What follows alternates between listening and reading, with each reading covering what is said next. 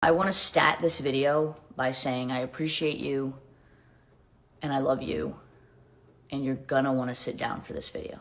Sit down, take a minute, take it in. I have some news for you. Sometimes beauty influencers lie to you in order to sell you products. I literally just quit a job and now I'm about to do TikTok full time. I literally just finished work and it's 5:19. Try being an influencer for a day. Try it. If you could just scroll on this one, that would be great. I have never been eaten. Bro, I am so fucking hungover right now. Don't forget the very obvious skinny pop ad placement. Very real and very raw. Yes, beauty influencers are lying to you. And no one does this as blatantly as Mikayla Nogueira. This influencer thinks you're dumb as shit. There are no filters on my videos.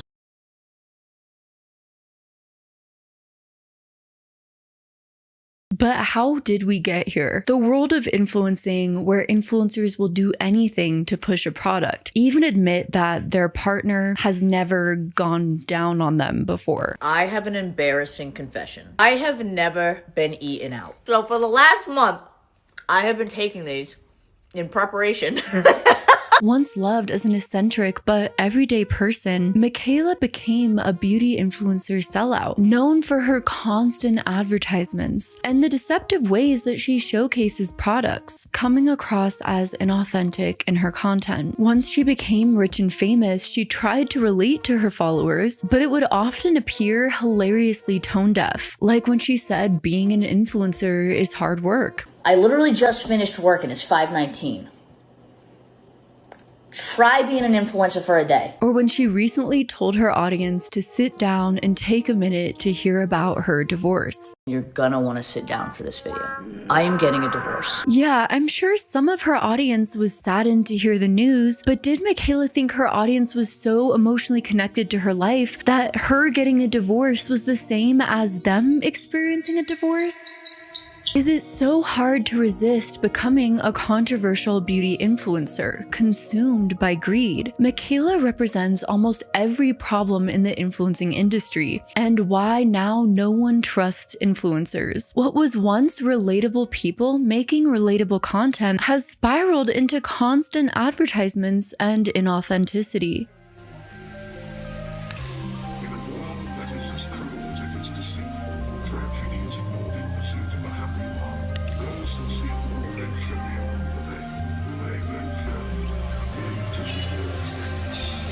Mikayla has 14.7 million followers and 1.2 billion likes, billion with a B. Get ready with me to visit my husband in rehab. Try it for a day. It is not for everybody. In fact, it's for a very small handful of people. Can I just say, by the way, lie. People actually have jobs where they work their ass off from 9 to 5, and they don't then get hundreds of thousands of dollars. This is everything I got shopping in Vegas. You do not want to have this job. I'm just saying. If it's going to upset you, scroll. From lying about her accent, faking sponsorships, filming herself crying every 2 TikToks. This literally just changed my life. She was lying for the brand because she cares more about money than her audience. Good news becomes content, bad news becomes content, personal struggles become content. Even the lowest moments somehow turn to a video.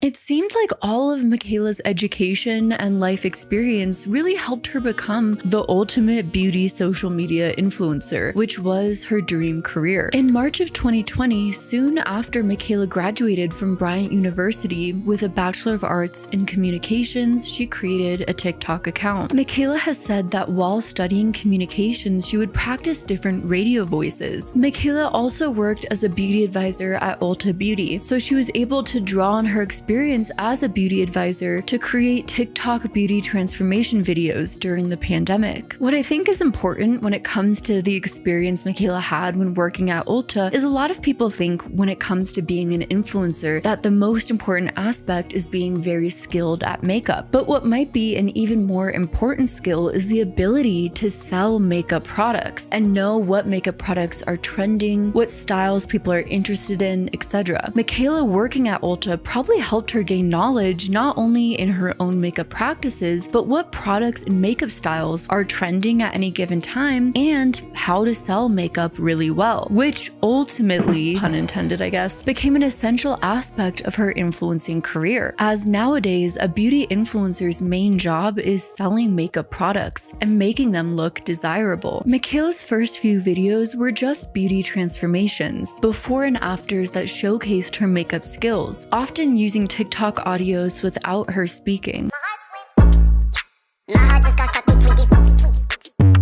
What the hell is beauty mode? What does this do? Oh, damn. Mikayla may have initially gained popularity off of these transformations through her relatability. Initially, she came across as an everyday girl, in her bedroom without the flashy beauty studio and fancy lights of other beauty influencers, but still doing incredible makeup. While Mikayla has garnered criticism later in her career for her extensive hauls, one of her early TikToks was her filming her large makeup collection of her many makeup palettes. It may get bigger, it may get a little bigger, it may not get bigger at all. We'll see what happens. But regardless of what happens, we're totally prepared. This may mean that consumerism and the consumption of a lot of different makeup products may have always been a core aspect of Mikayla as well as her content, which later on blended well, again pun intended, with being a beauty influencer. As a core aspect of being a beauty influencer is being able to consume large amounts of makeup products and then encourage your audience to do the same thing. Constantly buy, sell, sell, sell. The first time Mikayla posted a TikTok where she's speaking, at least that's still up on her page, is on April 17th, 2020, where she's doing a contour tutorial using affordable makeup. While her Boston accent is still a part of her videos and she still sounds like Mikayla, in her early content she's much more subdued than the energetic, boisterous Mikayla that many know today. Yo, do you got chubby cheeks? Or maybe you want a facelift? Maybe you want to look like this. Contour is the answer. Eventually, speaking in videos and using her Boston accent and eccentric personality became a core part of Mikayla's brand and a huge reason for her success in the beauty space. This is to apply your foundation. I bought two. Don't come for me. But was Mikayla putting on a persona for the camera, like some other influencers do? Mikayla has said that making short-form content came very naturally to her, and quickly within starting her TikTok account, her videos became increasingly popular. If I get pretty one day, it's over for you bitches. I would just like to announce that it is now over for you bitches. Within 6 months of her starting her account, she had 1.7 million followers, according to Social Blade. By October of 2020, Mikayla decided to pursue TikTok full-time. I did it. I just fucking did it.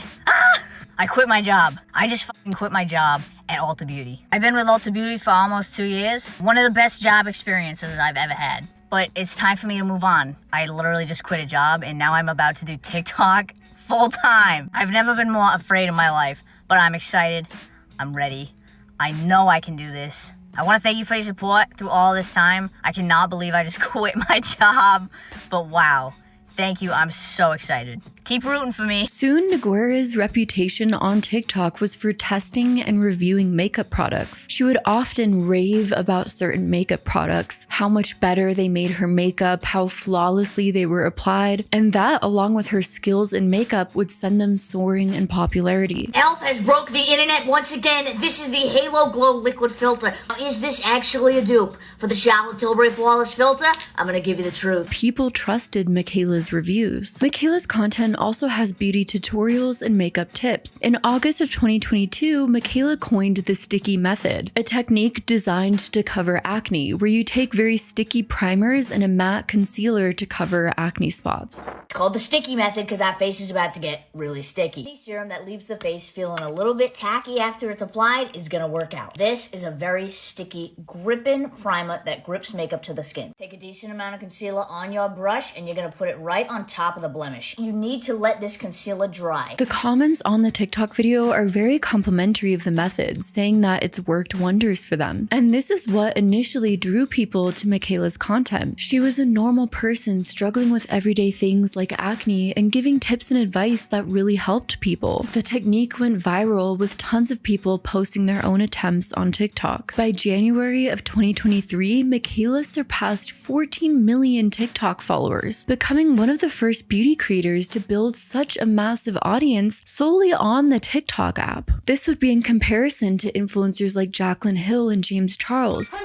who initially launched their careers on YouTube before expanding to TikTok and other platforms. Because Mikayla became known for her beauty recommendations, she was offered more opportunities to work with brands, aka collaborations and sponsorships, like with the makeup brand Glamlight. This is the Mikayla X Glamlight Pat 2 palette. I have been working on this since the first collection. It's really freaking beautiful. The skincare company Glow Recipe. First product in the kit is the Glow Recipe Watermelon Glow Niacinamide Dewdrops. This is my favorite Glow Recipe product of all time. Mikayla had somewhat unique formats when it came to some of her most viral TikToks. Either she would show a shocking clip of an interesting viral beauty product and then transition to her attempt to try this interesting viral beauty product. Bought it within 5 seconds of seeing the video. Didn't even finish it. How cool would this be if it actually works? What is that? That's fucking insane. I bought 17. Please look good on me. Please. Another format that Mikayla will often do is a before and after style, showing half of her face with the product she's trying and half of her face without to show these miraculous results. Okay, this is like actually insane. Like, what? Holy shit. That is fucking insane. It's like a it's like perfect. How freaking beautiful, stunning, unbelievable it makes my under eyes look. Like, hello, she's smooth, she's bright. I mean, look at how good the product looks when she swipes it on her face. It must be incredible. We've got to buy it right now. This method, to me, mirrors a lot of infomercials, like the old ShamWow infomercials, where the guy would show an old, boring paper towel and then the magic of ShamWow, dazzling the audiences with the product. If anyone has ever actually used the ShamWow product, is it as good as that dude makes it look? When it comes to doing this with beauty products like Mikayla does, I have a lot to say about it. First off, if you show half of your face with no powder and then half of your face with powder, of course the other half is going to look different, more matte, more smooth. Or if you show half of your face with no makeup versus half with, of course the half with makeup is going to look different, more appealing, I guess, especially on camera. You do not want to see me fully without makeup on camera. These high definition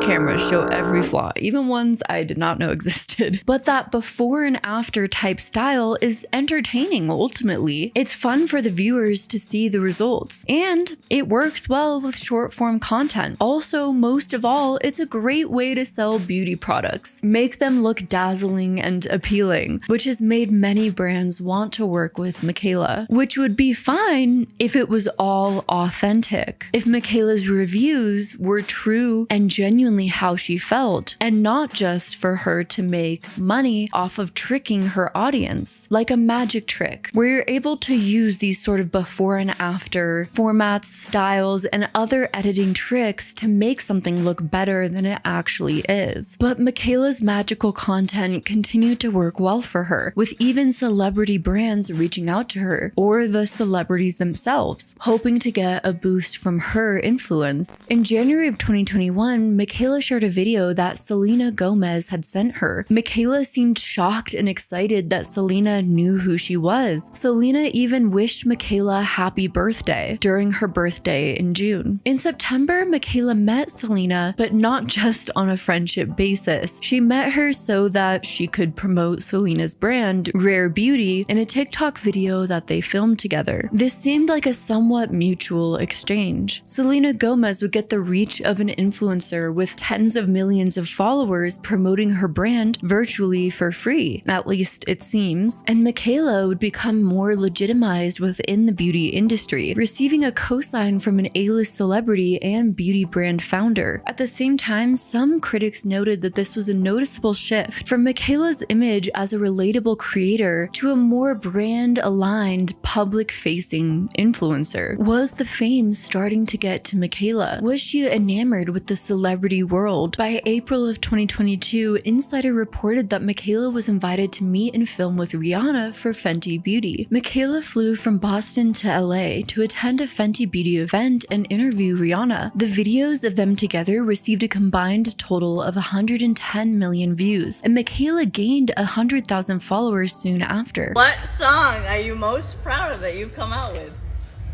Oh, My favorite song is Unfaithful. most proud of? No, that's my favorite.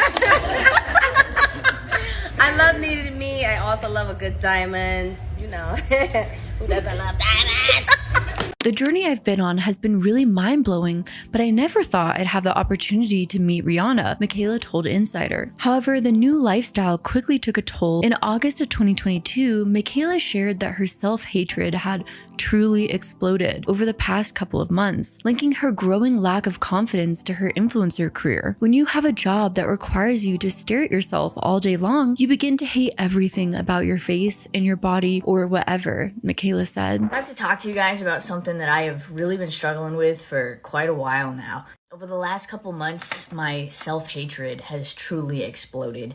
What I mean by that is I hate myself. I have zero confidence.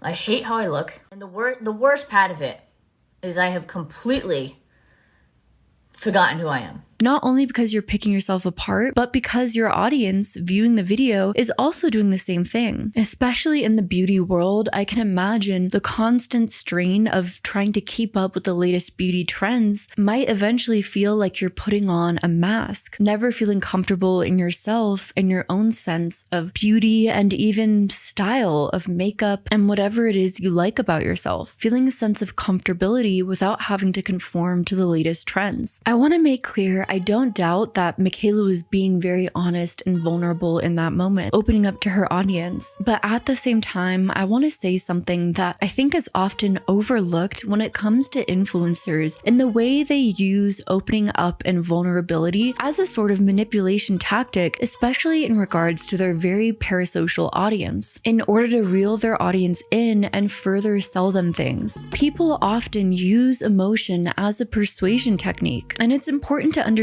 this when influencers share intimate details about their life and emotions. While everyone has different ways of dealing with emotions, coping, some cover it up, try and pretend they're fine, and not all influencers who are being emotional and opening up are trying to manipulate, of course. There are many whose entire platform is built off of selling things. So when they're being emotional and opening up to their audience who cares about them very much, it's important to use discernment and really look at the influencer and ultimately ask the question, why is this influencer sharing this information with me right now? There was a reason why Mikayla continued to be a beauty influencer, continued to sell things to people on camera while simultaneously talking about how much she hated her job.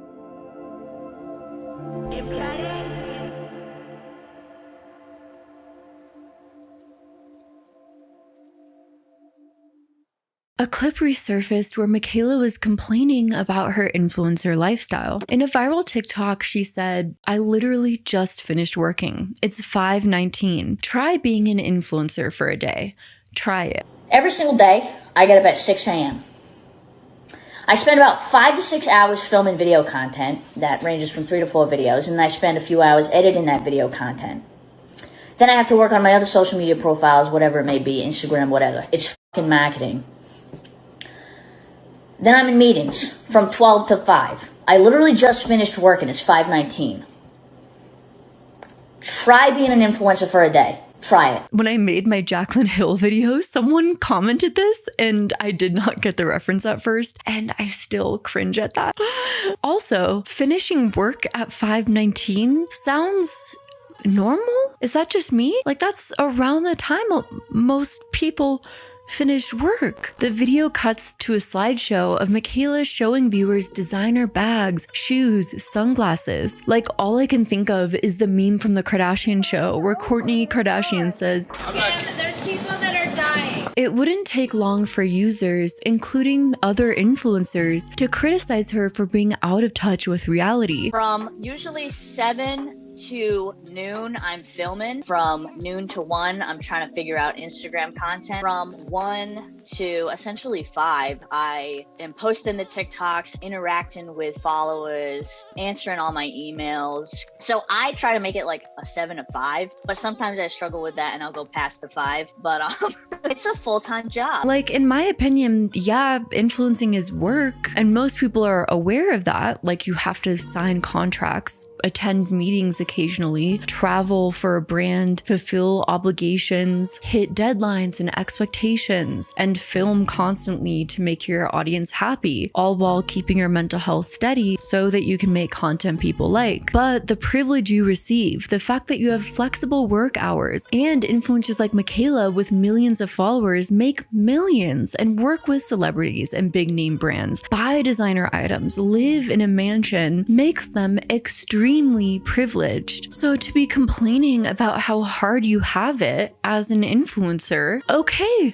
then don't do it. If you hate it, do something else. Why are you trying to make people sympathize with your life when almost everyone watching you has it so much worse? At the same time, countless other influencers were making headlines for continuing to be unrelatable. British influencer Molly May Hugh received backlash after she went on a podcast and said, "We all have the same 24 hours in a day, and that if you wanted something badly enough, you can achieve it regardless of your financial situation." You can't just be happy with where you are. Like, there's always more to be achieved. There's always more to do. You just have to believe you can do it. You have to believe that the world is your oyster. You can achieve whatever on earth you want to achieve. Like, I'm proof of that. Like, 22, and like, this is where I am, and it just, if you want it, you can get it. 2 months later, Kim Kardashian told Variety, "I have the best advice for women in business. Get your effing ass up and work." It seems like nobody wants to work these days. I have the best advice for women in business. Get your ass up and work.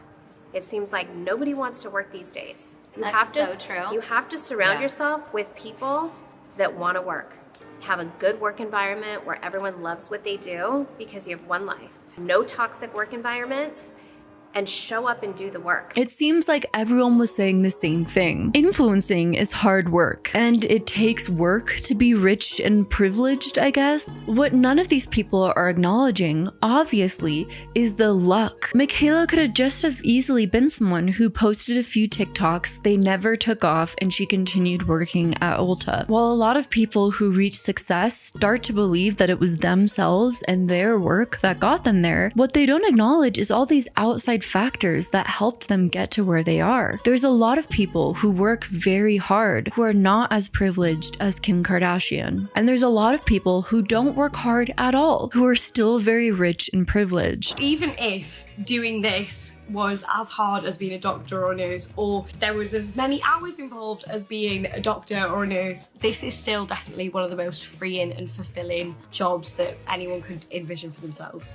And I just cannot believe she said that. Like, imagine you just witnessed someone pass away at the hospital, and then you get home, try and unwind from an incredibly stressful day, and open up TikTok and see Mikayla say, "Try being an influencer for a day. My life is so rough." Influencers have it really rough out there. I don't know about that one. Of course, an influencer's personal life and work life can become blurred, and influencers have a high burnout rate. Harvard reported a study by Creators for Mental Health and Lupiani Insights and Strategies, which found that many digital content creators face serious mental health challenges related to their work, including high rates of anxiety, depression, and burnout, with 10% reporting feeling suicidal thoughts related to their work, nearly double the rate seen in the general US population. I mean, I won't lie and say that posting your thoughts, opinions, and takes online is all sunshine and rainbows. It is definitely not for the weak. So, does that mean that people should feel sympathy for influencers? Believe that it's an incredibly hard job? I do think some influencers end up getting way more than they bargained for. Internet dogpiling is very real. Online hate and cruelty is unfair. Do the benefits outweigh the drawback? Are certain personalities just drawn to being influencers? On top of that, Mikayla seemed to think that being an influencer was a privilege not too long ago as well. TikTokers began circulating what appeared to be screenshots and screen recordings of beauty influencer Jaclyn Hill's Instagram comment section back in 2018, before Mikayla started posting on TikTok. The screenshots showed comments made by an account under Mikayla's username, where she said, "Must be nice to be rich and all you do is film videos for YouTube," followed by yikes. At the time, Mikayla commented, writing, "Must be nice to be rich and all you do is film videos for YouTube." Totally contradicting what she just said about influencing being really hard. It looks like she's since deleted her comment, but people are still tagging her in it. Writing, "Awkward Mikayla, at Mikayla, how ironic that you also make videos and get paid for it. Mikayla, where's your comment? Bullying makes me sad, unfollowed." Fast forward 4 years and Mikayla found herself in the same position, with dozens of users reminding her how fortunate she is to be an influencer, while she's saying how hard her position is and how hard she works. A little over a week after the clip went viral and all of the controversy that ensued, Mikayla announced on a TikTok that she'd be taking a break from social media to focus on her mental health, but told viewers it was unrelated to the recent situation. Mikayla acknowledged that being an influencer was an effing sick-ass job and stressed that she didn't think she worked harder than everybody else. This job comes with an extreme amount of fucking privilege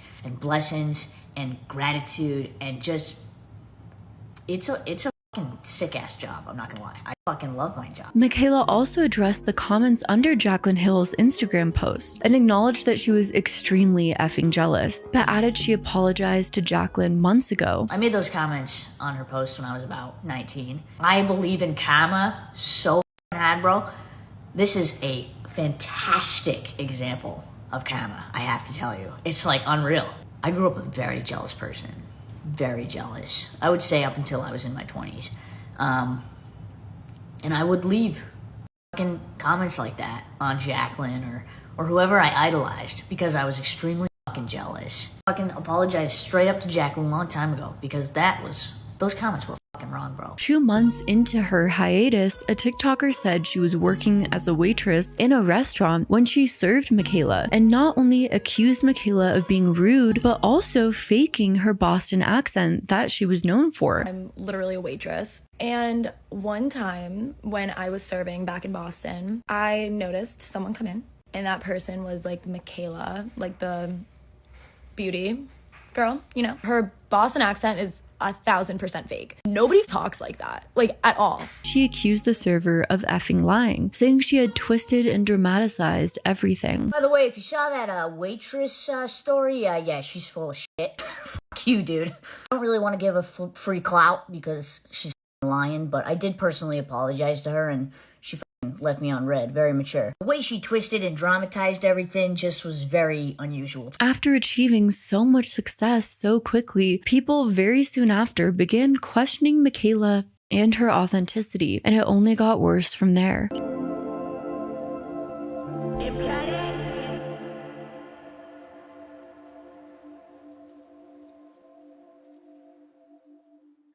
What is deceptive advertising in the beauty world? It's showcasing a product to appear different than it is in reality. In the beauty influencer world, using excessive filters is usually widely frowned upon. Since creators are reviewing makeup, people rely on seeing unedited versions of products to make realistic decisions about whether they want to buy them. Otherwise, it could be seen as deceptive advertising, especially when done to the extreme. Yet, dozens of influencers have been caught using tools like Facetune, Photoshop, or on TikTok, all the face filters they have available. I want to talk about how you navigate the use of filters and editing your content and things like that, because you show up so authentic and transparent to your audience. When I was going for my master's degree, it was in communication theory, and I actually studied the effects of social media on women. But in my videos, I don't use filters, right? If I have acne, I show it. If I have darkness under my eyes because I didn't sleep the night before, I show it. I don't edit my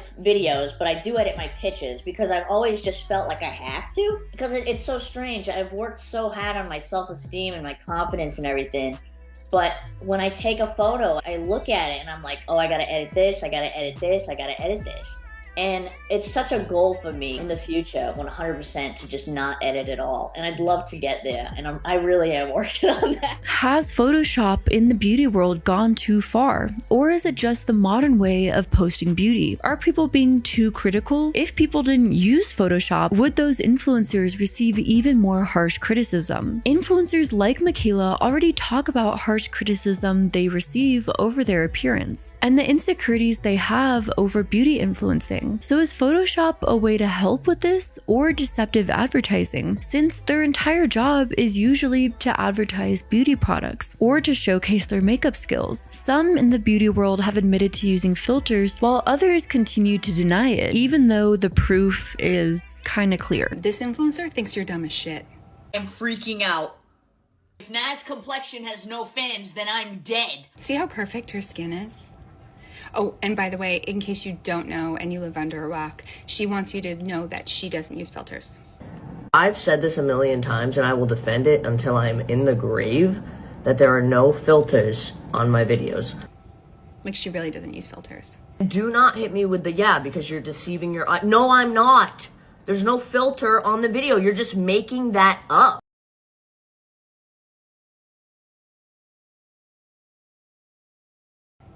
Now watch her apply the product. Slow. In Nas fashion, I'm gonna do this how they would, where first they apply it to the skin and kind of melt it in with the fingers. Now watch this. Like underneath this foundation. Yeah.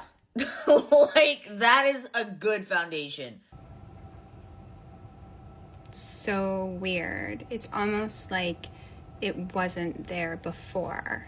Mikayla often denies using filters, even though she's been caught multiple times, and Mikayla has been open about her struggles with self-image, stating, "I'm aware that I'm not conventionally attractive. I know I'm not aesthetically pleasing or photogenic. It's incredibly easy to capture an unflattering photo of me." People have a lot to say about my body and just like how I look in general. So people always look at like pictures that I take of myself versus pictures that people take like out in public or like candid shots, and they notice that like I look different in both of them. I am not a photogenic person, like, in any way. This video garnered a lot of sympathy from the audience, as it was seen as a video opening up about insecurities on the internet and your face being plastered online in unflattering positions. But it also may have been an emotionally charged video used as a way to distract from the more sinister aspect, which is that Mikayla is using beauty filters when advertising beauty products and trying to pass it off as, "I'm just insecure." Well, is that really fair when your audience is trusting on you and your honest review so that they can truly and clearly see the product that you are putting on your face? And when you're using filters, that kind of blurs the lines, literally and figuratively, deceiving viewers on the beauty product's effectiveness continually. That aspect has nothing to do with personal insecurities and has everything to do with deceptive marketing. For a long time, Mikayla also insisted she didn't use filters. This is the last time I am ever going to speak on this. Obviously, this video is about my looks, my appearance, what I present online versus what is seen in public, out in the wild. Now, I have said so many times that I do not film my videos with filters, and I will f***ing die on that hill. Though she admitted to applying a color grading filter to make her tan appear more vibrant. The video has color grading on it. Let me take the color grading off and show you what I actually look like. This is with the color grading off. While she hasn't confessed to other edits, internet investigators compared her photos to candid shots. I would say personally, I see nothing wrong with using a filter or Photoshop if it's for personal use. But if you're advertising a product and you're heavily filtering yourself, it's deceptive at best. In the UK, beauty filters that mislead customers about beauty products are banned. While the US doesn't exactly have the same laws, there are many petitions saying there should be the same regulations in place, as beauty filters on beauty advertisements are, well, deceptive advertising to many. And the FTC does ban outright misleading ads. Even on reality shows like Love Island, they turn beauty filters off on the show when advertising beauty products. Yet Mikayla will seemingly, allegedly, do a sponsorship for a beauty product with a full filter on, where at first glance it makes the product look amazing, and then on second glance you realize you can't tell what the product actually looks like. If you're using beauty filters while reviewing a makeup product and that filter or other deceptive practices make the makeup product look better than it actually performs in real life, is that not you scamming your audience, who ultimately trusts your opinion?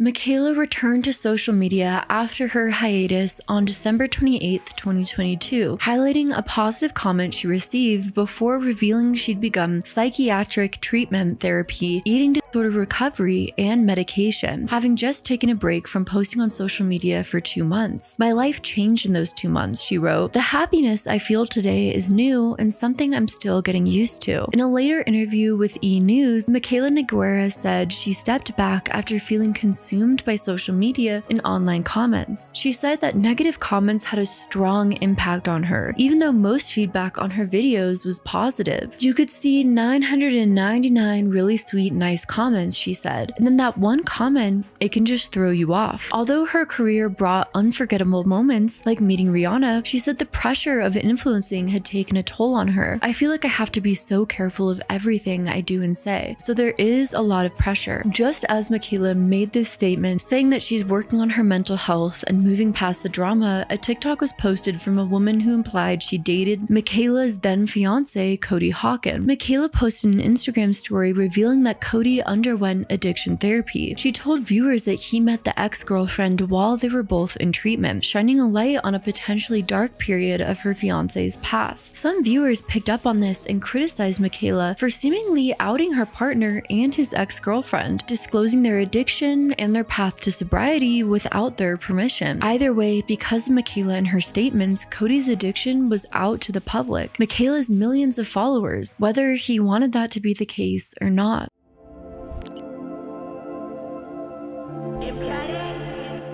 Meanwhile, when Mikayla returned to social media, she went back to taking part in endless sponsorships, her TikTok transforming into an endless advertisement page, it seems. Okay, I have an embarrassing confession. I have never been eaten out. I know. When I first told my friends this, their jaws dropped. I'm gonna tell you why. I am so terrified that I'm gonna taste like shit. I'm just being honest. But in the new year, I'm all about trying new things, okay?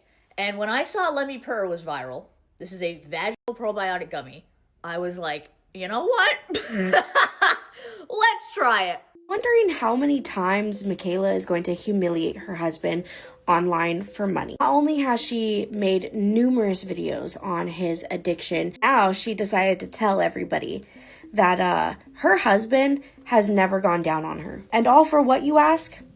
For a ad. How does Mikayla make her money? Through TikTok and mainly sponsorships, working with beauty brands to make their products look appealing to her audience, as well as after Mikayla gained millions of followers, other brands like clothing and lifestyle, food brands, etc. Though the most important aspect of a TikTok sponsorship is making these recommendations look as organic as possible. While sponsorships on YouTube are really clear-cut and tend to be very obvious, a sectioned off sponsorship of a video where someone says, now here's the sponsorship happens and they get back to the video. It's obvious something is a sponsorship. The rules, regulations, all of that are pretty clear, cut, and dry. On TikTok, not so much, and it's become a real problem, a huge issue that I think maybe more people need to talk about, with a ton of influencers using various tactics to work around the sponsorship label. Brands pay influencers to promote their products because influencers have direct access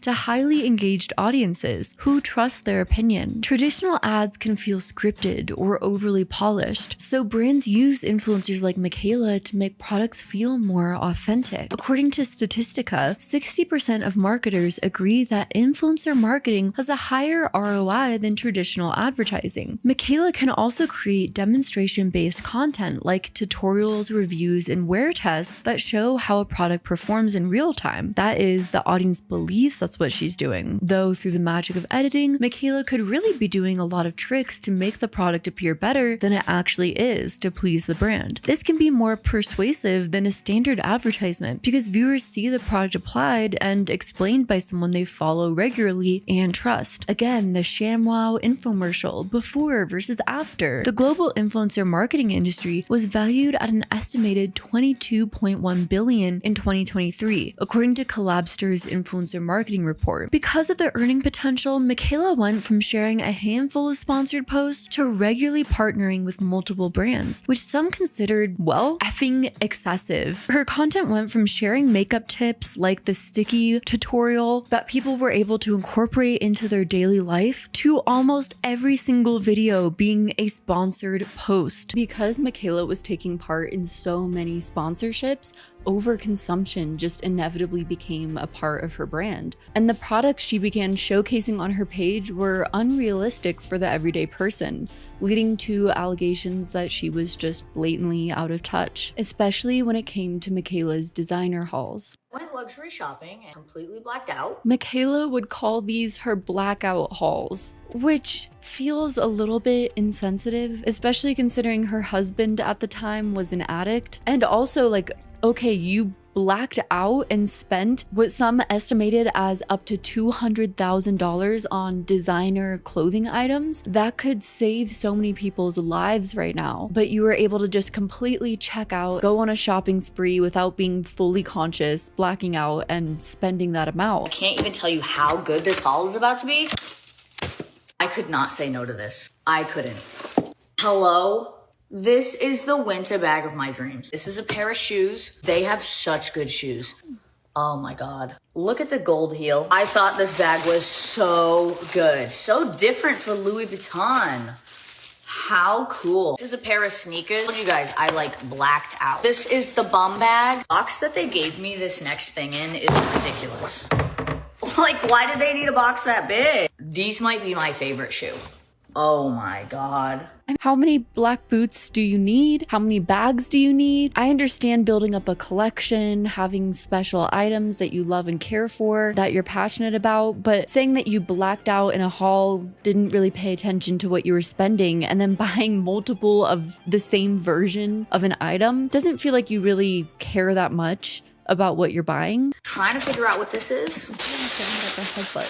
It's like a poncho vest. It's really cute and comfortable. You can put this over any sweater. I love it. I tell you, I blacked out in every department of this store. I thought this was badass. Mikayla continues to do these hauls. This is everything I got shopping in Vegas. Now, if you don't like shopping hauls, my biggest piece of advice is to not watch the video. I'm giving you a second to scroll. Fair enough. All right, let me show you guys what I got. First, we have Cartier. Now, I have always wanted a Cartier bracelet. This right here is the piece de resistance. Oh my gosh. I'm so sorry, but doesn't that look exactly like all of the bags that we just saw her get? It is pretty. I like the sparkle. And I actually tried to get this when it first came out, but it literally sold out right away. It is the Louis Vuitton lipstick trunk. This is so iconic. It's for lipstick, and as someone who carries like 7 lipsticks at a time, I needed this, okay? This was a need, not a want. If you carry 7 lipsticks at a time, you're not going to be able to fit 7 lipsticks in that. I absolutely love that. So I got them in the color blue, and then they also had the baby pink, which I simply could not resist. One of the comments that popped up for me is, girl, how much stuff do you need? Which, I mean, I personally thought the haul was really cute, but I don't even want to know how much it cost, because what? It just would probably send me into a coma in the current times. And the fact that Mikayla has done multiple of these with so much stuff that it just starts to feel unnecessary. And don't get me wrong, I love shopping, I love getting new things, but it comes to a point. Here's Mikayla's fragrance collection. Just recently, I started experimenting with Lush fragrances, which I love a lot, highly recommend. But to have this amount of fragrances in your fragrance collection, how can you ever get through this amount of fragrances? You're never gonna use this much.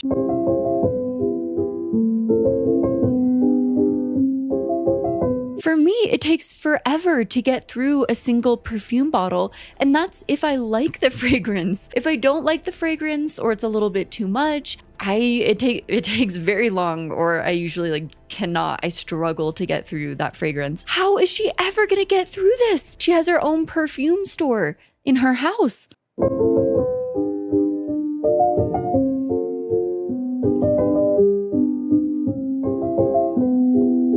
Just one more perfume to be added to this collection that Mikayla is never going to get through. In January of 2023, Mikayla posted her unsponsored review of the Essence Foundation and Concealer, giving the product some brutally honest feedback, not really liking it. She criticized the limited shade range and, after including both in her routine, approved the foundation but not the concealer. Let me tell you something. I got these at Ulta, okay? The shade range is not it. There's 20 shades, but do these 3 not look exactly the fucking same? Do these not look practically the same? Now I want to do it with the concealers. Bruh. Then later in that year, Mikayla featured the same products in a sponsored ad and gave a much more positive review, saying, "We're doing a full face of Essence. I've always wanted to do this. I'm gonna prove to you that even if you use one of the most affordable makeup brands, Essence, you can achieve a look that looks just as good, if not better, than high-end makeup." This has raised questions about her trustworthiness as a reviewer, like maybe she'll say anything for a sponsorship. Her followers are believing that they're receiving honest product recommendations. Lawless is the most underrated brand at Sephora. I said what I said. It's interesting because it's full coverage, but it's so thin that it doesn't even feel like I'm putting anything on my face. These look so beautiful. This applicator is so satisfying. Not to mention this powder is literally talc-free. I literally hate how underrated Lawless is. This is the most genius thing I've ever seen. All right, real quick, I just gotta address something. I noticed recently on my TikTok there's been an uptick in the amount of comments saying this is an ad, or is this an ad, or this must be sponsored. I've been on TikTok since March, and I've done 2 sponsored posts. I only agree to do sponsored posts with brands that I love. I'm getting real feisty that everyone thinks all my posts are ads. They're not ads. Mikayla tends to be more critical of products she doesn't get paid to promote. Listen, is the foundation beautiful? Yes. However, do I think you need to run out and get it? No. When an influencer is financially tied to multiple brands, especially, competing ones, it raises questions about whether their reviews are impartial or influenced by contractual obligations. This is even more so when it comes to skincare. Mikayla might promote a skincare product, calling it her favorite and saying that she's been using it forever, only to feature a competing skincare brand's product a week later and say the same thing. Dermatologists and and skin experts recommend that you use a skincare product consistently for several weeks before judging its effectiveness. So when Mikayla claims a sponsored product helped her skin and then a week later says the same about another product, it's nearly impossible for her to have seen a significant result in such a short time span. My skin and match, April, June. How did I do it? 110% honest truth is I did it with the Mighty Patch. Lava Vitamin C Dark Spot Serum, the Clearance Double Super, Tilbury Magic Serum, Love, the First Aid Beauty Hydrating Eye Cream, Paula's Choice Liquid Exfoliator with the Shiseido Facial Pads. Unfortunately though, it doesn't even end there. Mikayla has used an interesting tactic by reviewing fan recommendations and then turning that into a sponsorship. Of course, being a famous influencer with millions and millions of followers, she'll get tons of recommendations to review specific products. Someone might comment, "You should really try blank product, it'll change your life." And Mikayla would then purchase and review the product in a video, linked to that user's comment, making it seem like she really listens to their audience, takes in their advice, while simultaneously turning that into a sponsored post, getting paid to review the brand at the same time. But then on top of all of that, Mikayla was exposed for instructing her friends to leave fake comments telling her to review products, which she would then respond to and turn into a sponsored content, making it seem like a fan organically recommended it when it was all pre-orchestrated so that it could make a sponsored content video seem more authentic and like a fan recommendation. Heart for Greg is asking her, "Can you do a smoky sunset look?" Someone asked, "Can we try Dior Forever?" Well, it's that same person. Is Heart for Greg your friend? Greg is my best friend.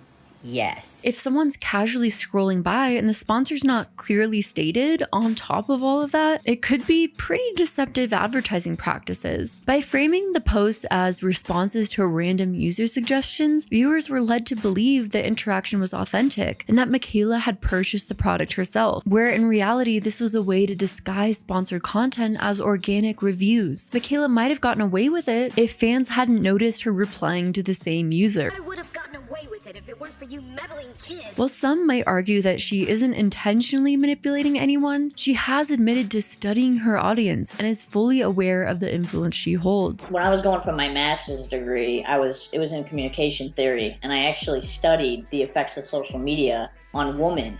And I found a lot of really upsetting things. So you're taking us to class right now is what you're telling me. Give it to us, girl. I think what people don't maybe know about me is that I went to school for this. To avoid backlash for promoting yet another sponsored product, Mikayla sometimes doesn't use clear labels like #ad or #sponsored, and in the video itself doesn't clearly disclose this is a sponsorship with this brand verbally. This is shady and extremely manipulative in my opinion, and yet lots of people do this on TikTok because brands likely either pay more or want videos to appear as authentic as possible, or in a roundabout way pay for engagement. And when viewers note that something is a sponsored post, engagement drops off. So to work around that, Mikayla and other TikTok influencers stopped using the sponsor hashtag and ways to tag their post as sponsored or partnerships. When people know something is an ad, they'll scroll away quickly. But when they think an influencer is genuinely recommending a product, they're more likely to watch the video and buy the product. So instead of disclosing the sponsorship very clearly, Mikayla might write insert brand name partner, which can appear less direct. Even scrolling through some of Mikayla's sponsored posts, her brand name partner tag is the last one on a list of hashtags that she uses. And by saying brand name partner, which is a long hashtag, it can be hard to tell. Even when I was directly looking for it, it took me a minute to notice. I don't know. I do not think that's a fair way to advertise a product at all. TikTok creators are required to disclose advertisements to prevent deceptive marketing practices. Let me show you in some of Mikayla's TikToks just how hard it is to find the sponsored hashtags or sponsored information in the video. I have been gatekeeping this for years, and I debated sharing this for a long time, but I'm going to tell you my biggest skincare secret. Step 1, you need to throw these away. Even if you wash these, do you know how much bacteria these hold? And they are terrible for your skin barrier. That's your first problem. The reason I am even sharing this is because they are more accessible than ever now that they are at Ulta. You need the Clean Towels by Clean Skin Club. Everything that Mikayla is saying is clearly sponsored talking points, but where in this video does Mikayla clearly state this is sponsored by this company? I can promise you that your skin will benefit from this. Did Mikayla just do a sponsored video and say that she is promising the viewers by using this product, your skin is going to benefit? I'm kind of sort of pretty sure that's like not freaking allowed. Add this to the list for your next Ulta trip. You are not going to regret it. What does the description say for this? It just says at Clean Skin Club. Clean towels have been a great purchase of mine for years. I will never go back to a traditional towel. I am so happy you can now get these at Ulta Beauty. And then what's the hashtag that shows that this video was sponsored? Hashtag CSC partner. Hashtag Clean Skin Club. Hashtag skincare. That's how you're supposed to know this video was sponsored. This is so wrong, so messed up, especially if you're like 14 years old and a follower of Mikayla's and scrolling on TikTok, you would probably have no idea that this video was sponsored. At least this video has a tag that says eligible for commission. This is the Rock Multi-Correction Revive and Glow Eye Balm. This is a vitamin C eye balm. Why does it keep going viral and selling out? Because it can't be duped, it's affordable, and it simply works. The way Mikayla phrases this makes it seem like this is just one of her all-time favorite products, so she's just recommending this to you once again because that's what she does. She recommends makeup products instead of the fact that this is a sponsored video. Instant glow and hydration. I don't even blend it in. The work is done. And when you go in to apply your concealer, your under eyes will thank you. Just to really show you, I'm putting a little concealer on top. This is what I want my concealer to look like. Hydrated. The cut in the video, she could have done anything between then and the cut. She could have wiped all of that product off and applied a completely different product. She could have done layers of concealer. I mean... Oh, concealer? Concealer. This is my face with no concealer. This is my face with concealer. That's not the product that I'm promoting to you guys, but somehow it's supposed to show you how amazing this product works. Again, at no point in this video does Mikayla say this video is sponsored, and this is the description. Viral for a reason. I started using this at ROC Skincare Eye Balm 3 years ago, and it continues to be a staple in my routine. For a reason, hashtag ROC_partner. That's it. That's how you're supposed to know that this is a sponsored video.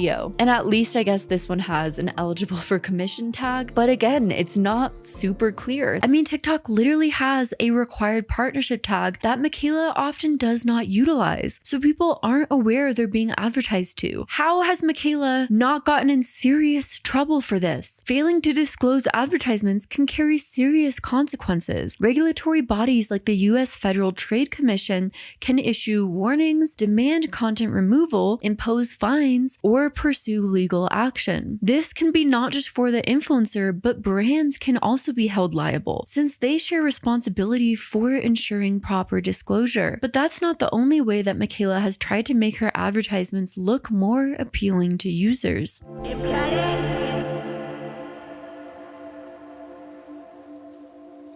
One of Mikayla's endorsements was the L'Oreal Telescopic Lengthening Mascara, and she posted a review of this mascara where she was adding coats of this mascara, but during the second coat that she was applying, there was a sudden suspicious cut to the video. She cuts to a different angle, and all of a sudden, there's a ton of added length and volume, almost like she added false lashes to make the product look more effective. Of course, here's the classic before versus after thing that Mikayla does when she's reviewing products. It's this L'Oreal telescopic lift. Okay, so basically I'm taking the curved side and I'm going root to tip and I'm satting a coat the lashes. And then once you've done that, you flip the brush to the side and you use the hook comb to basically separate. This is one coat. And the mascara looks great without the need to add false lashes. But you can kind of clearly see from one side to the other that she definitely added false lashes, in my opinion. I'm gonna add a second. Look at the length. Do you see the that? cut. I am speechless. And I'm not sure anyone's gonna ever be able to compete with this. Mikayla even had that throwaway comment in the very beginning of the video that this looks like false lashes, this mascara, which only added fuel to the fire. And a ton of people called her out for this mascara review, saying it seemed kind of clear that she had added false lashes. I sell lash extension supplies and I teach lash courses. We're gonna be so fucking for real right now. From a lash artist, a lash trainer, and lash specialist, those are extensions on the top of her natural lashes. And if you don't believe me, I'm gonna zoom in for you. This is what her lashes look like, supposedly with 2 coats of that mascara. Nonetheless, it is a good mascara. Like, I can totally tell that it made them fuller, longer. It's making them stay curled because I believe it's waterproof. But then she cuts to this after she pans from one eye to the next, and you can see right here where the strip lash starts.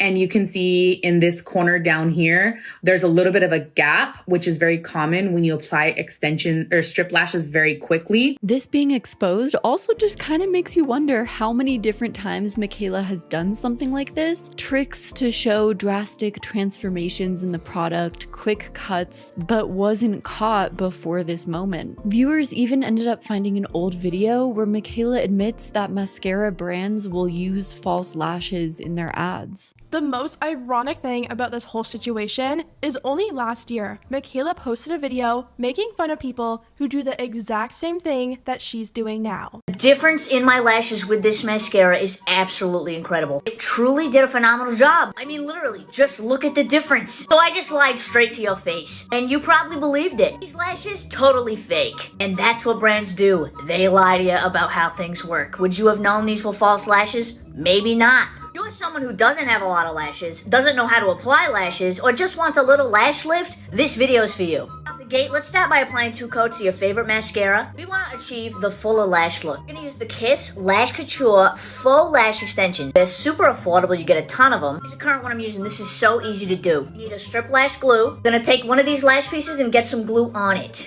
You don't got to let it dry. Give it a quick blow. Literally gonna take the piece and just lay it right on your lashes and press it down. Put about 5 pieces. Then go ahead and apply 1 final coat of mascara. How would they know? How would they know? All of the scrutiny from this lash incident caused her to take a break from social media, returning in February to post Valentine's Day content. But instead of addressing the situation directly, she briefly trolled her audience and moved on, which seems to work best for Mikayla when she's under controversy, as nowadays people tend to move on fairly quickly.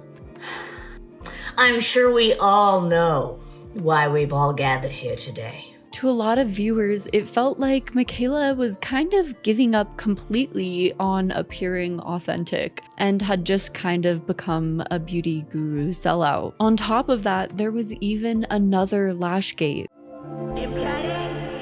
A similar situation to the original Lash Gate occurred 18 months after Lash Gate 1.0. Mikayla posted a review for Essence, a brand that she partners with regularly. She was reviewing the Call Me Queen mascara, but viewers noticed that after she applied the mascara to her upper eyelash, she was holding the wand for Maybelline's Firework mascara, which has a pink top, instead of the black one on the Essence product. This is the new Essence Call Me Queen mascara. Curl the lashes. It has this really flexible wand. Supposed to give a nice flared effect. Okay, that before and after, it's pretty freaking good. Okay, that before and after, it's pretty freaking good. The Call Me Queen mascara by Essence has a black top, and Mikayla was specifically mentioning and drawing attention to how great that applicator is. She applied a few coats to one side of her lashes and then came back on camera with one side done, one side not done, but holding a different wand. People were commenting, asking why a different brand's mascara was appearing in this review. And Mikayla explained that she used Essence only on her upper eyelashes, not on her lower, which you probably should have said in the video if that was the case. She replied to one comment that said, "Why is the wand top pink? I thought it was black." And Mikayla said, LMFAO, I had that open because I use it for my bottom lashes and my dumb picked up the wrong one in the clip. I also think because of Lash Gate 1.0, people were just more observant of this kind of thing when it came to Mikayla's reviews than they were before. Again, you sort of wonder how much this has happened with Mikayla's content and people just never noticed.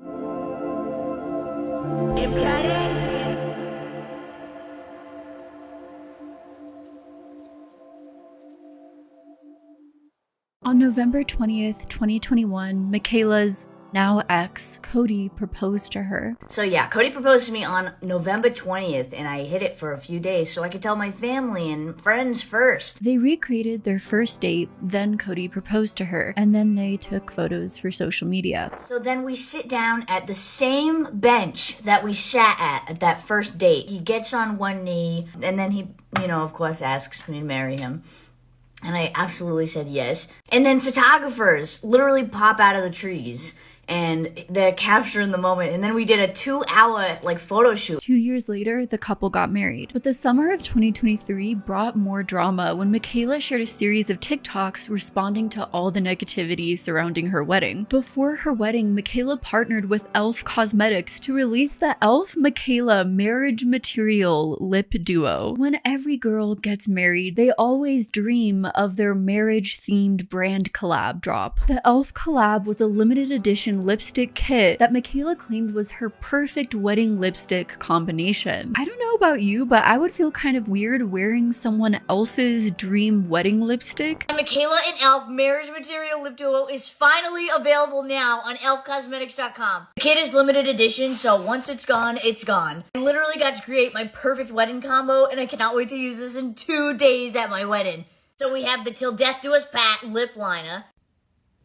I want to say thank you so much for supporting my lip kit. If you get one, comment below so I can thank you. I hope you love it as much as I do. Mikayla planned to wear this wedding lipstick on her wedding day and included it in kits as wedding favors for her guests. But some felt like the release of this new collab drop blurred the lines between Mikayla as a beauty influencer celebrating something personal to her and doing a brand promotion. On her TikTok, everything has become a brand promotion, but now even personal events like her own wedding has become an opportunity for a brand promotion. Is that not the perfect way to describe modern influencer culture? On top of that, photos from her reception showed a white kissing booth plastered with the e.l.f. Cosmetics logo. So people began to speculate that e.l.f. sponsored Mikayla's entire wedding to put their logo all over the entire ceremony, like you would do at a sporting event or an influencer brand trip, not a wedding. The wedding also appeared to have more popular TikTok creators and influencers than it did Mikayla's longtime personal friends and family. Maybe Mikayla had a separate event that wasn't as public facing for her personal relationships, but it is a marker how things have changed with influencer culture. Nothing is deemed private anymore. Everything must be made into a public spectacle where things can be posted, documented, and shared online. Or else, did it really happen? Many of the influencers who attended Mikayla's wedding posted "Get ready with me" for Mikayla's wedding onto TikTok and other social media platforms, turning the entire event into a highly publicized spectacle. Unfortunately for Mikayla, she did experience something that is a very important part of her life, and the morning after her wedding had to take to social media to address all of the controversy and speculation surrounding it. Of course, because she made her wedding into something so public facing, involved sponsors with it and whatnot, she kind of opened it to the public and therefore the public's opinion. But that being said, it's still probably not fun to have your wedding be the source of public scrutiny. The morning after Mikayla's wedding, she woke up to a bunch of text messages that warned her not to look at social media. "I haven't seen a single video about my wedding or any news or anything," she said, "but I have been told what's been said, so I'm gonna answer some of those questions."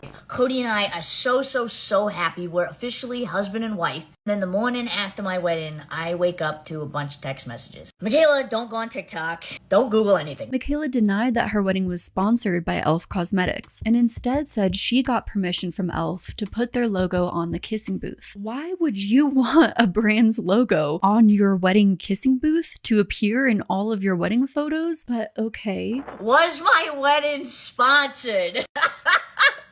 I can't with you No, my wedding wasn't sponsored, none of it. As you guys know, I came out with a lip kit with e.l.f. for my wedding day. I got to wear it at my wedding. It was awesome. And then, of course, I wanted to have some sort of wedding favor at my wedding, so I decided I would have my lip kit. And then me and my wedding planner had this sick idea to create a kissing booth. And it's basically this really cool photo moment. You can go up there with your partner, give him a kiss, and get a photo. This had nothing to do with e.l.f. I paid for this and the whole wedding myself, and I actually had to ask e.l.f. permission to put their logo on the kissing booth. Mikayla also addressed some of the rumors that were spreading around online that she had uninvited family and friends to make room for influencers at her wedding. She clarified that out of the 175 people that were present at her wedding, only about 10% were influencers. Because Mikayla's family and friends aren't influencers, their posts about the wedding didn't reach the same audience as those who have millions and millions of followers, which makes a lot of sense. Did I uninvite family and friends so I could invite influencers? No.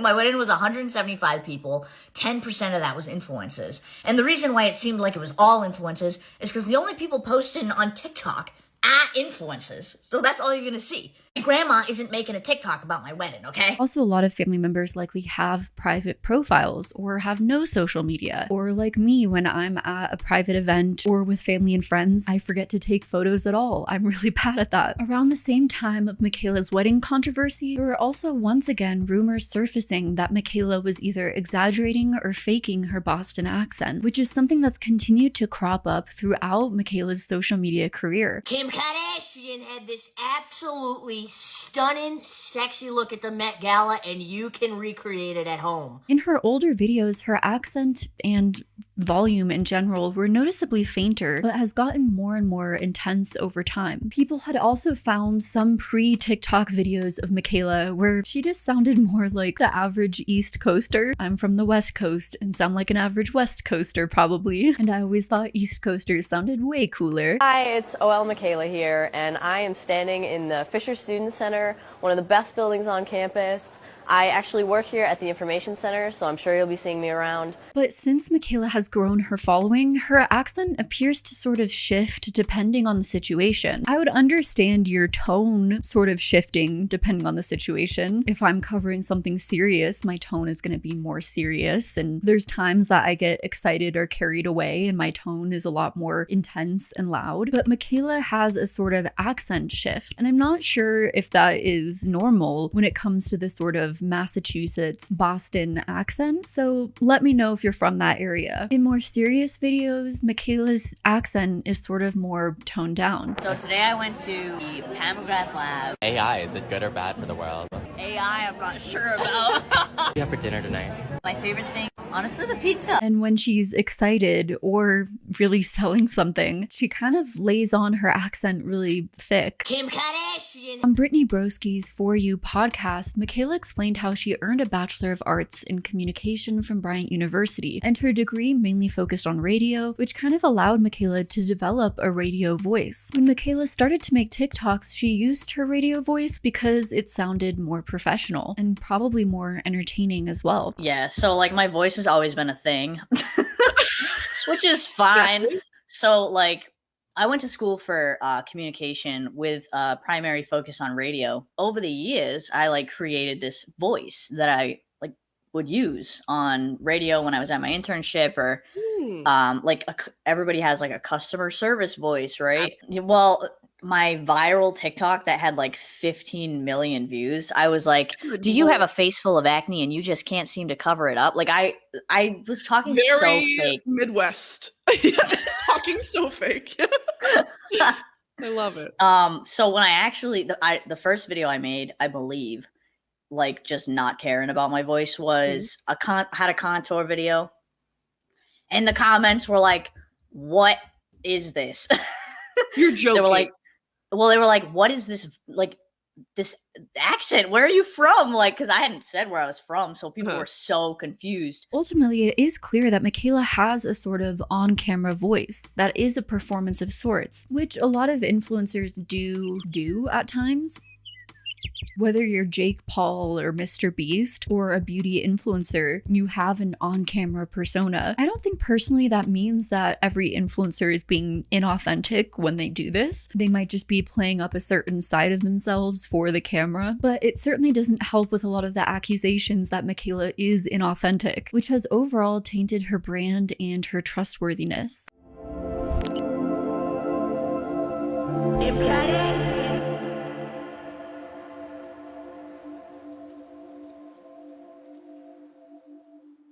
In January of 2024, a small business owner named Matthew Stevens posted a TikTok claiming that Mikayla played a role in the collapse of his business. Matthew is the owner of a custom self-tanner brand called Illusion Bronze. This self-tanner brand initially went viral for creating a fully customizable self-tanning product formulated to match each customer's specific skin, hair, and eye shade. However, with any small business that has a viral idea, usually a larger company will come in and steal or copy that idea, which Matthew claimed that a multi-million-dollar company was copying his idea and sponsoring other influencers to promote that larger company's product, so Matthew's company never stands a chance. Matthew started reaching out to influencers like Mikayla to help bring attention to his brand, but just 4 days after he publicly asked her to review his product, Mikayla instead reviewed the competing brand that he believed stole his idea. It's a 1 hour express formula. This has a bunch of different colors. I am using the caramel.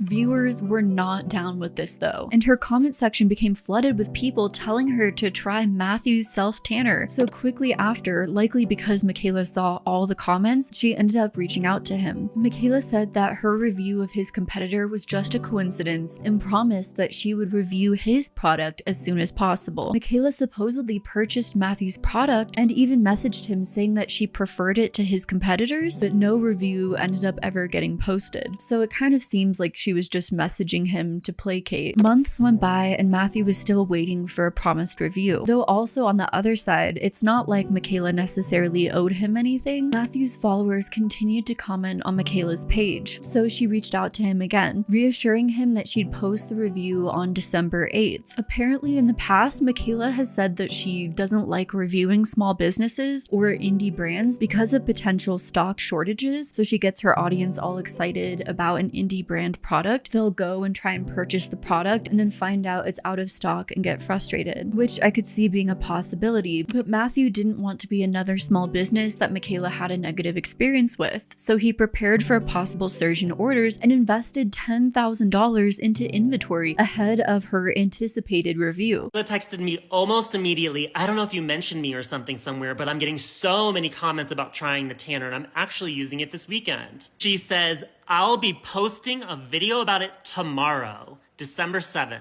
Now, in the past, Mikayla made a video about how she doesn't review indie brands anymore because they can't keep up with the orders. Shopify had kept offering me a $10,000 loan. So when she told me, I'm reviewing this tomorrow, I was like, let me take that loan. The money gets deposited within like 24 hours, and I spent all $10,000 on product. Thinking that Mikayla reviewing his brand and giving him a positive review would be the big break that he needed, and yet the review never came. Matthew reached out to Mikayla again, feeling probably desperate after spending $10,000 on product. He shared screenshots of the conversation which showed Mikayla claiming she'd tried the product but didn't want to rush the review. It could be a possibility that Mikayla did not like the product or never planned on reviewing it in the first place, but then she should probably just say that instead of stringing Matthew along. You gotta just rip the band-aid off at some point because you're making things worse and worse for yourself. I tell her 3 weeks earlier I placed an order for $10,000 because I wanted to be prepared. Oh my god, well the good news is you'll have the stock when the video is posted. And then to make matters worse, on December 31st, 2023, Mikayla did make a post about a self-tanner, but it was not the Illusion Bronze self-tanner. So Matthew's supporters flooded her comments yet again with messages urging her to review his product, and Mikayla just responded with no and shut up, allegedly deleting comments and even blocking users. The day before yesterday, my followers were commenting on one of Mikayla's videos about her reviewing Illusion Bronze. And Mikayla made the decision to respond to them and say things like no and shut up, and proceeded to block a lot of people that are following me. Her knowing that I had just spent all that money on product, why is she responding to people in her comment section saying things like no and shut up and blocking them? I really like Matthew. Matthew's a really nice guy. I've had good conversations with him. But I find it really unfortunate that he decided to take this issue to TikTok and fabricate a lie in order to prove a point.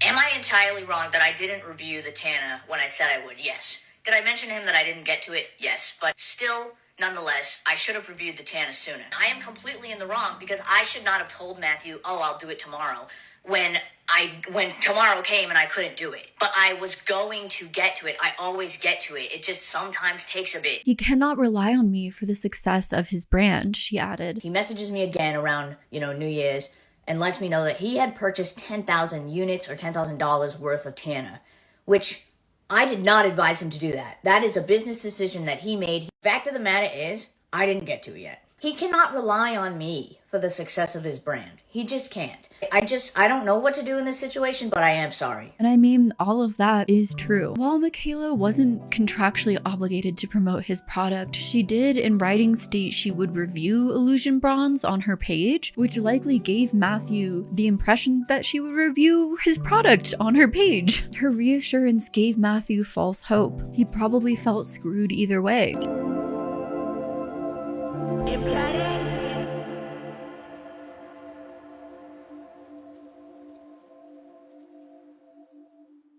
To start 2025, Mikayla announced the launch of her beauty brand, Point of View. Holy shit. This is insane. I am a brand founder, and the reaction has been beyond my wildest dreams.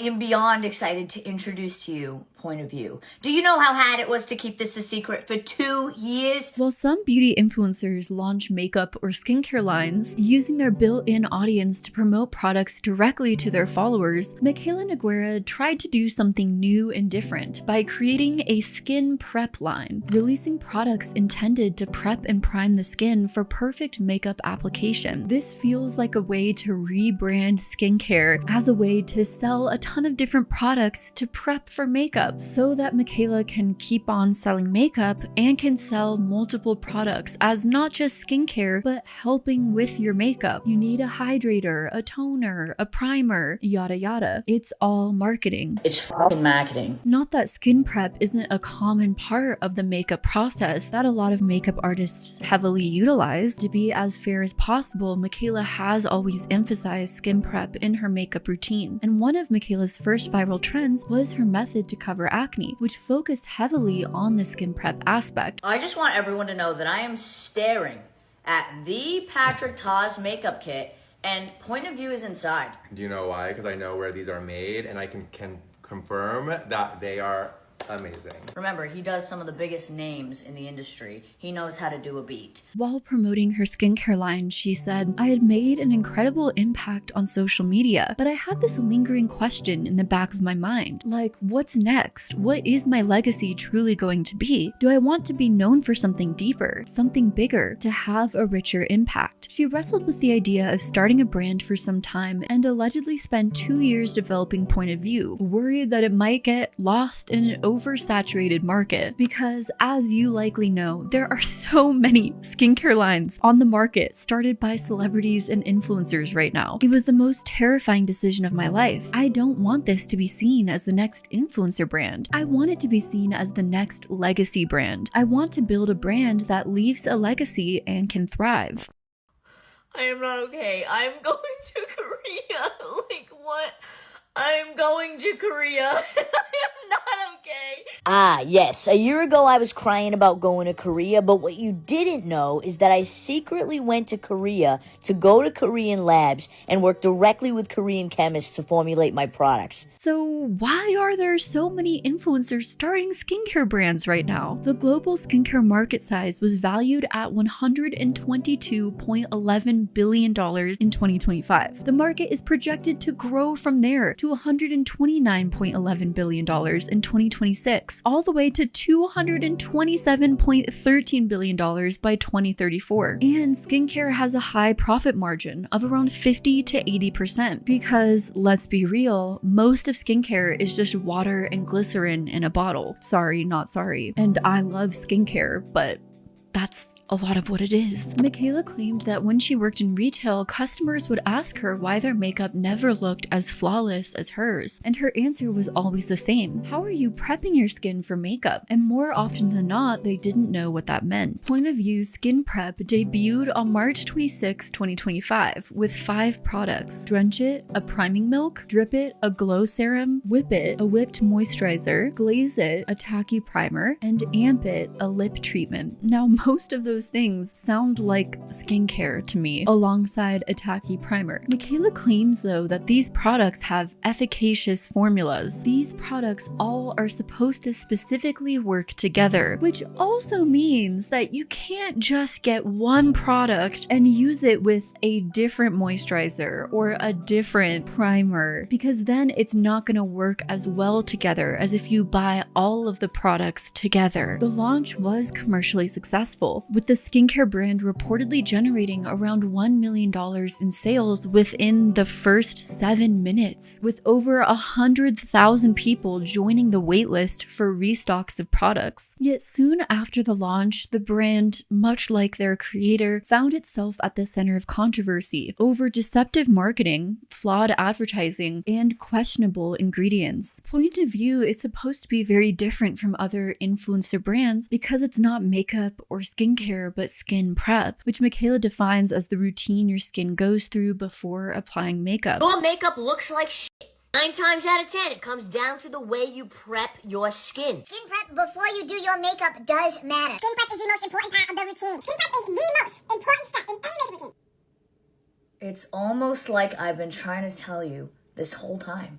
But the steps that are being promoted by the brand are hydration, serum, moisturizer, and primer, which all exist in standard skincare routines. On top of that, the ingredients in Point of View products are hyaluronic acid, niacinamide, and moisturizing creams, which again are all typically found in skincare, not necessarily unique skin prep innovations. I personally would be very interested to see what innovations could be found in a routine that maximizes products that can prep you for makeup. Instead, this just seems like your standard run-of-the-mill skincare products repackaged with the label skin prep. Mikayla marketed skin prep as an entirely new category to make consumers feel like they need an extra routine or new products. But as of right now, skin prep isn't really real. It's just kind of a regular skincare routine in disguise. Another complaint was the ingredient list. In skincare, ingredients are listed in descending order by concentration, and active ingredients like niacinamide must be present in sufficient amounts to be effective. A lot of reviews of Point of View products noted that the active ingredients were too low in both concentration and placement to deliver noticeable results. We finally have ingredient decks from Mikayla's skincare line, POV, and I have to say, I'm not surprised.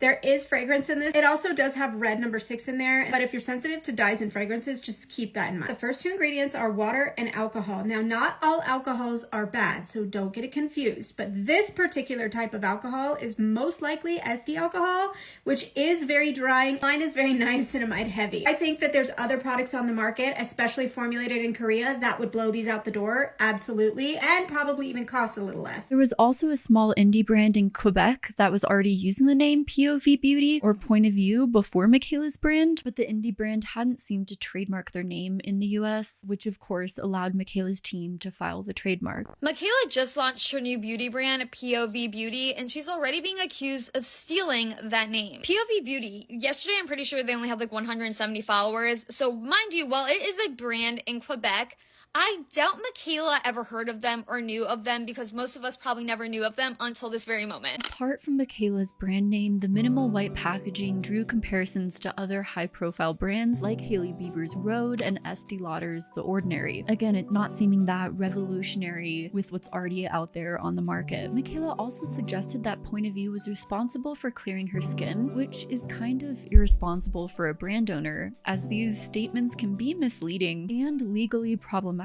You can see I took this picture November 7th, 2024. This was my official before photo when I started to receive the final samples of point of view. And this is my skin now.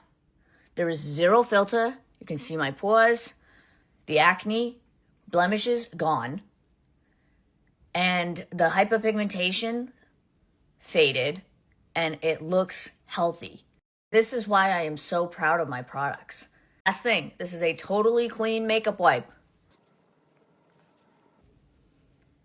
I don't have any makeup on. None. Someone asked Mikayla how she was certain that her products were responsible for clearing her skin since she uses a ton of different products every day, and it doesn't seem like she could give an answer. She also continues to use her sticky method to conceal her blemishes, despite claiming that point of view is the solution to redness and acne. Point of view was designed to improve the overall wear and performance of your makeup. Mikayla continues to advertise other products constantly, even other skincare companies like Dermalogica. I guess her logic is that they're skincare companies and her company is skin prep, therefore they're not competition. But when you're making claims like your company cleared your acne and then using other skincare products and advertising them, the lines are blurred and your audience might not know what to trust and what to buy. Maybe the money she's making from the advertisements is too good to give up and focus on her skin prep company, but that certainly gets in the way of her legacy that she's developing.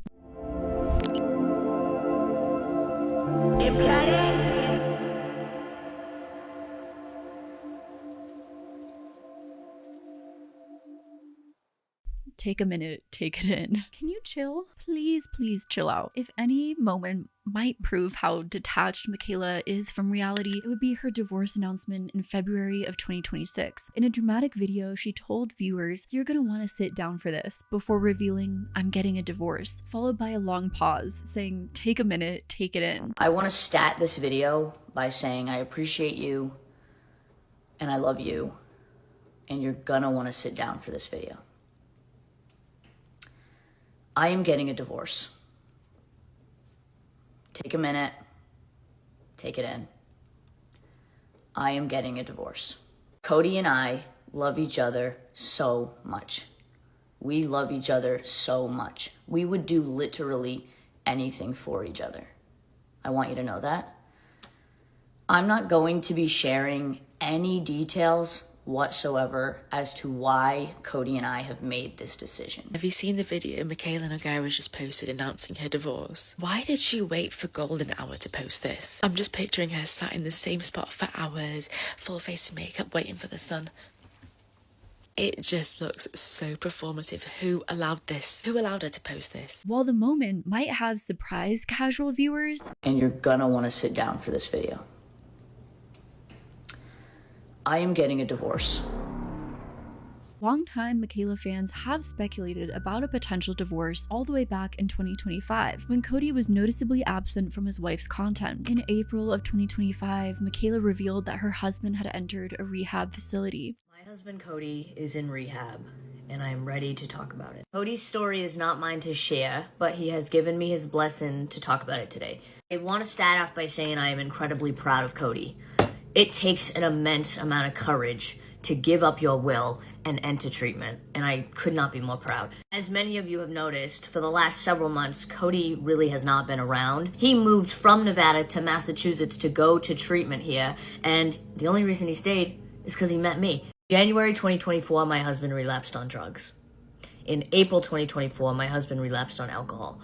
I am not new to addiction or addicts, but what I am new to is marrying one. And putting on a brave face the entire year of 2024 was the hardest thing I have ever done in my life. She explained that he'd relapsed on drugs in January of 2024, nearly 4 months before relapsing with alcohol. Eventually, she asked her husband to move out, during which Cody found his own apartment as part of his journey to sobriety. I'm sure many of you remember I had a little bit of a mental breakdown in December. I watched his addiction worsen, and it became so hard in our home, and I had to make the really difficult decision to remove Cody. Sleepless nights every night, worried about my husband, to knowing that over the last month and a half, he's been in a safe place, getting treatment and getting help.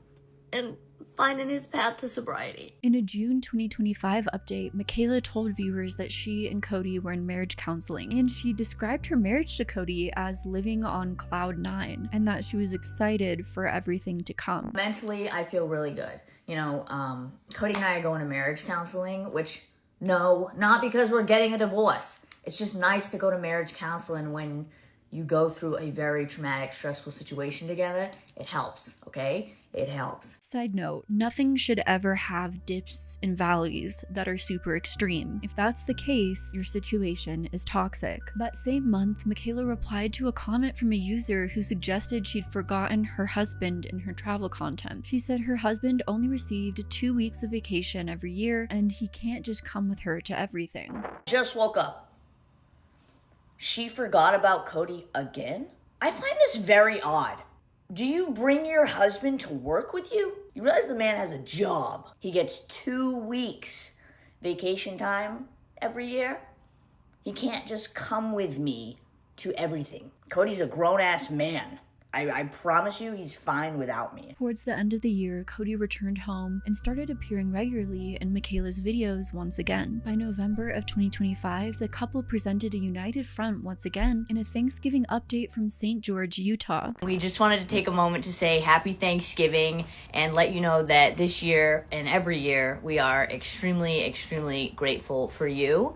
I literally could not do this without you, and I hope you're having a wonderful Thanksgiving. We do love you, and I know I'm not always on camera and I'm not very good at saying these things, but I really do appreciate all of you guys. You know, the support and love that you've given my wife over the years that I do and don't see has been incredible. So I really do appreciate everything. So thank you guys. Mikayla shared online what Cody bought her for Christmas. I love to cook. I'm not saying I'm good at it, but I like learning how to cook. So I asked for some cookbooks. Cody watches this Amish chef, so he got me an Amish cookbook. So I'm very curious to try these. Despite what seemed like a positive holiday season, Mikayla said she was so done with 2025. She said she learned a lot over the course of the year, saying that one of the most important lessons was the importance of setting boundaries. Anyone else ready for 2025 to be over? I'm done with this year. Like, bye, please leave. With that growth, something I failed to do along the way was set any boundaries. What happened this year when I failed to set any boundaries, I was being pulled in every which direction.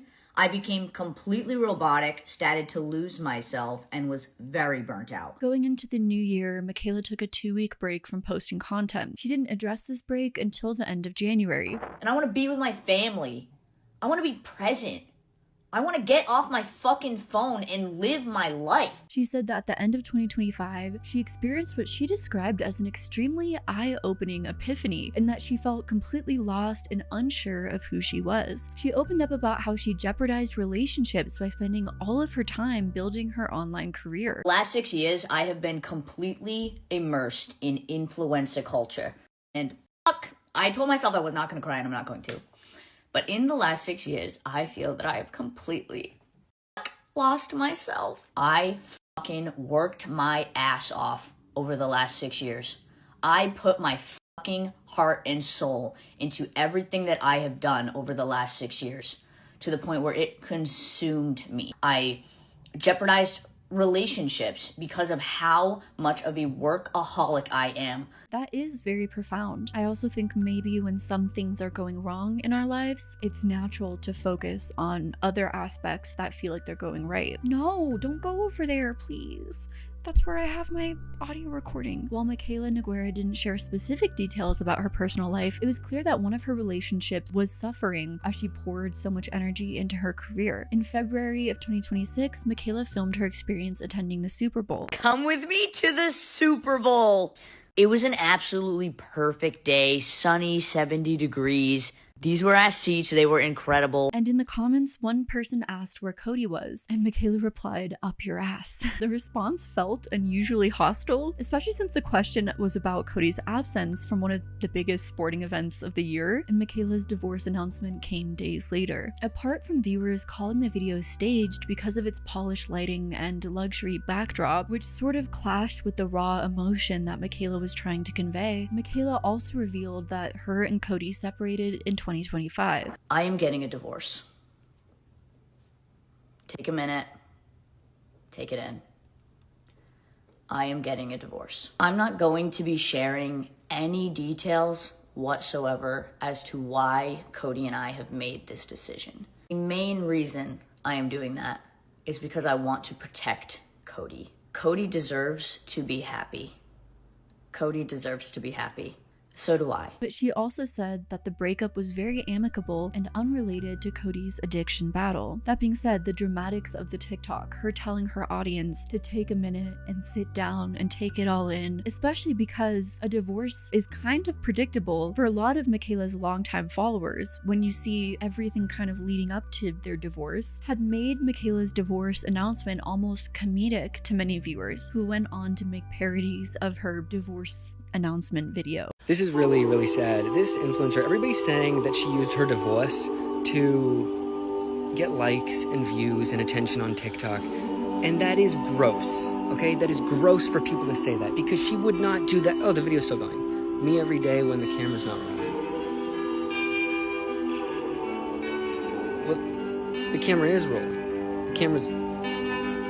She filmed all of this. She filmed herself crying. It's still going?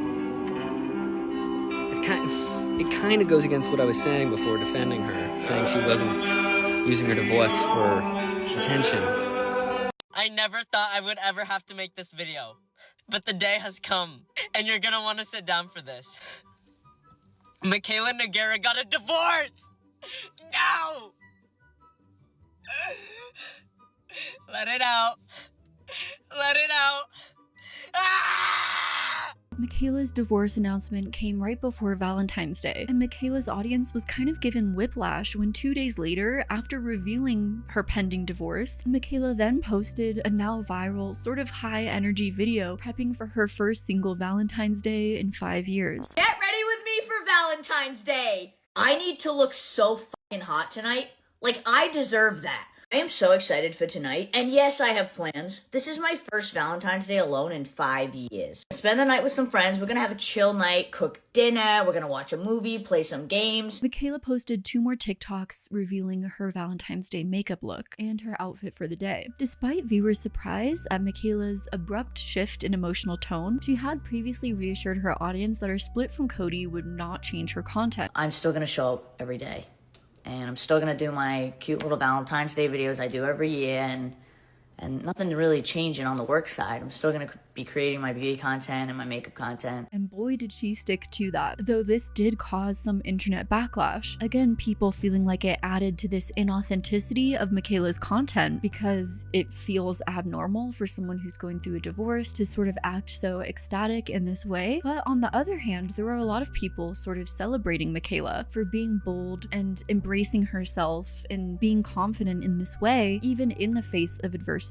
This was the first time throughout Mikayla's career that she wasn't sort of letting the hate get to her and instead deciding to be herself, and that also should be celebrated. Mikayla playfully acknowledged the internet backlash in a TikTok posted on February 21st. I want to stat this video by saying I appreciate you and I love you, and you're gonna want to sit down for this video. February 22nd, 2022, less than 2 weeks after Mikayla's divorce announcement, she and her friends took a girls' trip to Las Vegas. In an outfit of the day video, Mikayla wore a pink dress paired with a matching purse and a pair of Jimmy Choo shoes. She had a black crossbody sash emblazoned with the gold letters that read "sexy and single." OOTD to go to the club in Vegas. The girls are doing pink for a theme. We all have our own sash. Mine is iconic, I fear.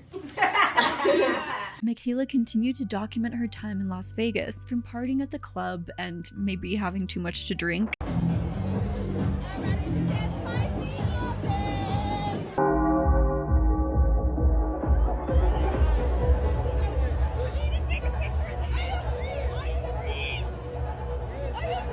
to betting thousands and winning big at the casino. Just won $1,400 at the casino. I just won $2,800. Again, a lot of Mikayla's documentation in Las Vegas caused some criticism, with people saying that she was doing too much, partying too much, that she was going from one extreme to another of being in a long-term relationship to acting out after the breakup. Others, on the other hand, felt like maybe this was the first time that Mikayla was being authentically herself in years. After witnessing her turbulent relationship for years, many thought that maybe Mikayla would be going through a difficult time. Instead, it was like a weight had been lifted from her. Mikayla often posts her many lows online, kind of maybe sort of sympathy farming then selling, but now she was moving on very quickly, which may have left parts of her audience confused. So Mikayla responded to this by posting a compilation of herself breaking down over her relationship with the caption, "Me every day when the camera's not rolling." In a TikTok posted on March 2nd, 2026, Mikayla attempted to reintroduce herself, noting a recent influx of people that were swarming to her account. She also used the video as an opportunity to respond once again to the rumor that she fabricates her Boston accent, after more clips started circulating of Mikayla speaking without it. There was also an ad that was removed because it showed her speaking without an accent, and the comments became flooded, criticizing Mikayla for faking her Boston accent. Imagine using a fake accent for so long that when you do a commercial for a brand and forget to use your accent, people start calling it out on the brand's video and they remove your video. Because that's exactly what happened to Mikayla. She did post this video talking about how her entire social media existence so far has basically been fake.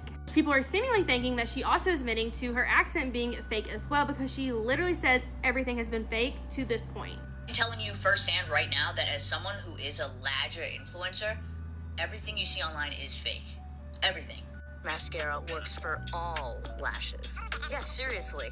Well, no, I know. In the video, Mikayla confirmed that her accent was real, but also admitted to exaggerating it at times here and there. There has been a lot of new people coming to my page recently, so I feel like I need to reintroduce myself. My name's Mikayla, and I was born and raised in a small town called Freetown, Massachusetts. No, I'm not from Boston. I've never said that. People just assume it. Do I actually have an accent? Yes. Do I exaggerate it in my videos? Also, yes. I get my accent from my dad. My dad has a wicked strong accent. I am a masshole through and through. I will probably die here. She also addressed her separation from her estranged husband. "I'm just totally myself and a lover girl, a hopeless romantic. I do a lot of research on love languages. Did I have a failed marriage? Indeed, but I'm not giving up on love," she said. So when I tell you this year is going to be insane, you're not ready. And I'm also launching a fragrance, which I'm really excited about. But yeah, I absolutely love my life. I feel so blessed. Every single day I love doing what I do, even though it's challenging at times. Most recently, Mikayla made a TikTok announcement about her new boyfriend. The comments on the video were mixed, with some people criticizing Mikayla for quote-unquote moving on too quickly. Other people simply happy that Mikayla was happy. I really do wish Mikayla the best when it comes to her personal relationships, private endeavors, and personal happiness. I hope as she moves forward, she's able to find the inner peace that she seems to be looking for throughout her social media career. And I hope that a stable, healthy relationship is one step on her path or journey in doing so. It wouldn't take long for Mikayla to enter the next chapter of her life, continuing to launch more businesses to sell to her audience after emotionally connecting with them once again.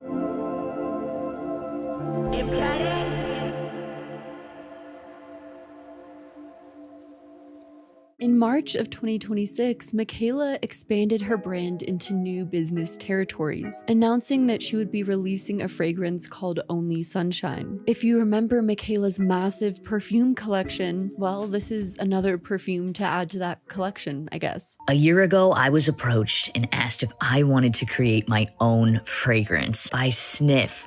I didn't even think twice about it. We went through hundreds of scent samples, and that involved a lot of smelling. I consistently flew back and forth to New York to do smell testing, because you can't just smell a fragrance on yourself. I wanted to see it experienced on someone else, and many times it wasn't right. It's just random people smelling it on the same person's arm over and over again. Introducing Only Sunshine, a fine fragrance by yours truly. The perfume is a collaboration with a niche fragrance line called Sniff. I don't know why that sounds like a weird brand name for a perfume line. Sniff. Like...